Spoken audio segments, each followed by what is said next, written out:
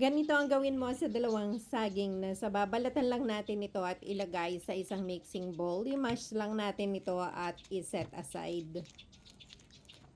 Sa isang kawali, maglalagay ako dito ng 2 kutsara ng margarine. Tunawin lang natin ito at maglalagay din ako dito ng 1/4 cup ng all-purpose cream.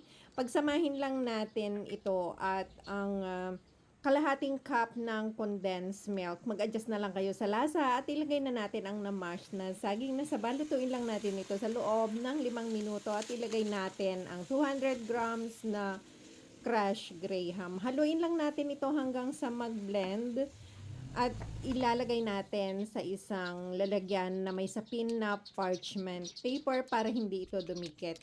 I-flatten lang natin ang ibabaw at i-slice natin ito ng naaayon sa size na gusto ninyo.